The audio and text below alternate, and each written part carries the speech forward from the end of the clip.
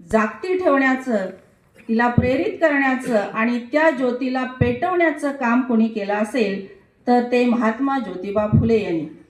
कारण तुम्हाला माहिती आहे की आता मगापासून बऱ्याच वेळ आलं की 9 वर्षाचं असताना सावित्रीबाईंचं लग्न झालं. वय 9 म्हणजे कितवी असेल बघा. आता आपण 3रीच्या वर्गामध्ये साधारणतः वय 9 आहे. त्या वयामध्ये काय कळत असेल. परंतु लग्नाच्या अगोदर एका मिशनरीने त्यांना एक पुस्तक दिलेलं होतं. पुस्तकामध्ये काय लिहिलेलं आहे, काय आहे, काही वाचता येत नव्हतं. तरी सुद्धा मला मिळालेले एक पुस्तक आणि त्या पुस्तकामध्ये काहीतरी विशेष असेल म्हणून सावित्रीबाईंनी ते पुस्तक खूप जपलेलं होतं. परंतु त्यांच्या वडिलांनी सावित्रीबाईंना सांगितलं, साऊ हे पुस्तक जे आहे ते फेकून दे. पुस्तक तू जवळ बाळगू नकोस, नाहीतर आपला धर्म बुडेल. सावित्रीबाईंना तेव्हा कळत नव्हतं काही, कारण वय लहान होतं. आणि त्यांनी पुस्तक ते फेकून दिलं नाही, तर ते पुस्तक लपवून ठेवलं. लग्न झाल्यानंतर ज्योतिबांच्या मनामध्ये विचार आला की जर समाजाला बदलायचं असेल तर नुसतं स्वातंत्र्य मिळवून चालणार नाही, तर समाजामधील सर्व तळागाळातील, सर्व धर्मातील, सर्व जातीची लोक जे आहेत ती शिकली पाहिजे. आणि त्यामध्ये शिक्षणामध्ये स्त्रियांना प्रथम शिकवलं पाहिजे. कारण स्त्री शिकली तर दोन्ही घरातील मुलांना संस्कार चांगले लागतील. स्त्री शिकली तर समाज सुधारण्यासाठी सर्वात महत्त्वाचं साधन बनेल. मग यासाठी काय केलं पाहिजे हा विचार त्यांच्या मनामध्ये होताच लग्न झाल्यानंतर त्यांनी सावित्रीबाईंना सांगितलं की तुला शिक्षण घ्यायचं आहे. त्यांना अगोदरच आवड होती. परंतु ज्यावेळी त्यांनी सावित्रीबाईला शिकवायला घरात सुरुवात केली त्यावेळी ज्योतिबांचे वडील म्हणाले की बायकोला शिक्षण देऊन तू काय धर्म बुडवणार आहेस का? बायकोला शिक्षण द्यायचं नाही. त्यानंतर ज्योतिबांनी सावित्रीबाईंना रात्रीच्या वेळी दिव्याच्या प्रकाशामध्ये शिकवायला सुरुवात केली. पण एवढं पुरेसं नव्हतं, काहीतरी डिग्री हातात घेणं गरजेचं होतं. मग त्यावेळी मिशनरींच्या ज्या ख्रिस्ती धर्माच्या शाळा होत्या त्या शाळेमध्ये सावित्रीबाईंना ज्योतिबांनी पाठवलं. परंतु त्यांच्या सोबत अजून एक दुसरी स्त्री होती. ती होती मुस्लिम धर्मातील फातिमा शेख. या दोघी जणींनी या ख्रिस्ती शाळेमध्ये आपलं शिक्षण पूर्ण केलं आणि त्या समाजामध्ये आल्यानंतर जी पहिली शाळा सुरू केली त्या शाळेमध्ये त्या दोघी रुजू झाल्या. आणि स्त्रियांच्या मध्ये म्हणजे भारतातील पहिली मुख्याध्यापक महिला म्हणून आज आपण सावित्रीचं नाव घेतो. तसंच भारतातील पहिली शिक्षिका म्हणून फातिमा शेख यांचं नाव घेतलं जातं. विद्यार्थी मित्रांनो, एवढ्यावरच आपला समाज सहज नव्हता. त्यांना माहिती आहे, आपण भाषणातून मुलींनी पण सांगितलं की शाळेत जाताना त्यांच्या अंगावर चिखल, दगड, शेणाचे गोळे टाकले जायचे. मग ज्योतिबांनी त्यांना सोबत दुसरी साडी दिलेली होती आणि त्यांना हे सांगितलेलं होतं, आज जो समाज जो आहे तुझ्यावर चिखलाचे, शेणाचे गोळे किंवा दगड टाकतो आहे, त्या दगडांची तू फुले करशील याची मला जाणीव आहे आणि याची मला खात्री आहे. आणि म्हणून ही मी तुला दुसरी साडी तुझ्या सोबत देतोय. सावित्रीबाईंना मारण्याचा सुद्धा प्रयत्न केलेला होता.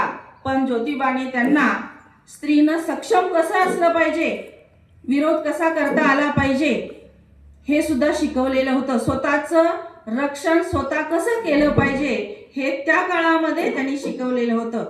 आज मुलींना मी हेच सांगेन की आज स्वतःचं रक्षण करताना प्रत्येक वेळी आपणाला वाचवायला कुणी येणार नाही. आपल्याला स्वतःचं रक्षण स्वतः करता आलं पाहिजे. सावित्रीबाईंनी हे खूप मोठा वसा आपल्याला दिलाय. शिक्षण घ्या, मजबूत व्हा, आपले विचार जे आहेत, आपले प्रश्न जे आहेत, हक्क जे आहेत हे मांडायला शिका. आणि दोन्ही घरं जी आहेत, माहेर असो सासर असो, त्याची परंपरा आणि त्याचं मोठं करण्याचं काम तुमच्या हातात आहे. नुसतं शिकलं, 10वी झालं, 12वी झालं, नको त्या गोष्टीकडे आपण वळतो आणि भरकटत जातो. तर मुलींनी हे करू नका. आज सावित्रीबाईंना मी सावित्री बोलते असं जे पूर्वाभूवडनं मत व्यक्त केलं की मला पुन्हा जन्म घ्यावा लागेल का, हा विचार आपण केला पाहिजे. सावित्रीला परत जन्म घ्यावा लागेल का, की आम्ही काही तिच्याकडून घेणार आहोत आणि स्वतःला बदलणार आहोत? विद्यार्थी मित्रांनो, एवढ्यावरच सगळं थांबलेलं नव्हतं. सनातन्यांचा विरोध सतत होतच होता. धर्म बुडवला जाईल, स्त्री शिकली तर धर्म बुडेल, धर्म माणसासाठी असतो की माणसं धर्मासाठी असतात हेच कळत नव्हतं. आणि त्यावेळी एवढंच नाही तर जसा पहिल्या मुख्याध्यापिका, पहिली शिक्षिका, तसंच पहिल्या स्त्री शिक्षणाचा बळी कोण ठरला असेल? विचार करा. आपल्या शाळेला ज्यांचं नाव आहे विश्राम रामजी घोले यांची मुलगी,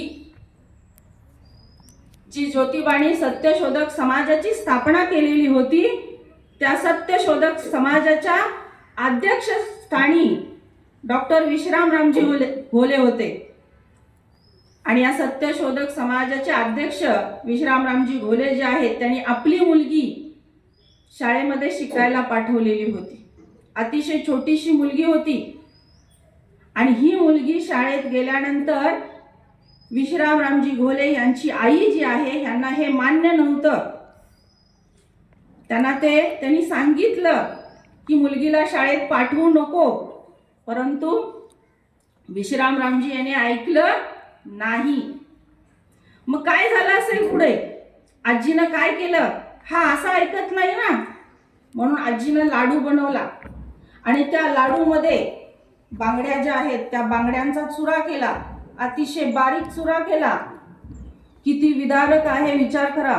आपण सर्वांनी ह्या गोष्टी ज्या आहेत त्याचं गांभीर्य लक्षात घेतलं पाहिजे. आज आपण किती सुदैव आहे आपलं, आपल्याला कुणीही अडवत नाही शिक्षण घेताना. कोणत्या पदावर स्त्री नाही असं काही नाहीये.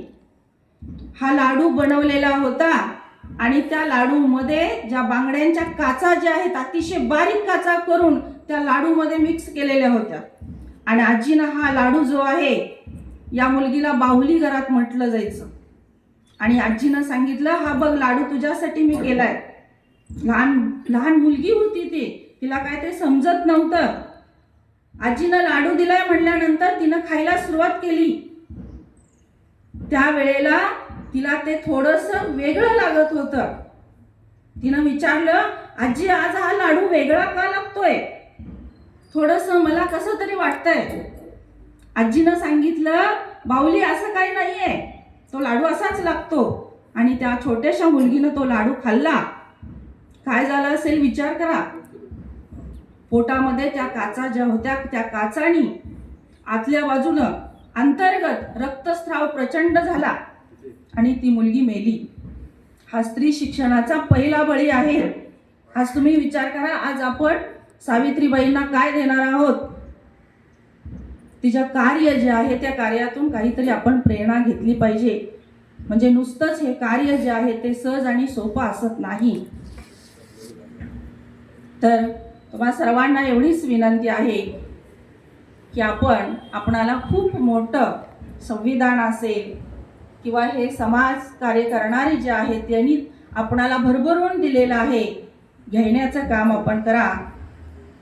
आणि आज या कार्यक्रमाच्या निमित्त माननीय प्राचार्य जे आहेत ते अनुपस्थित आहेत आणि मला या संपूर्ण संकुलानं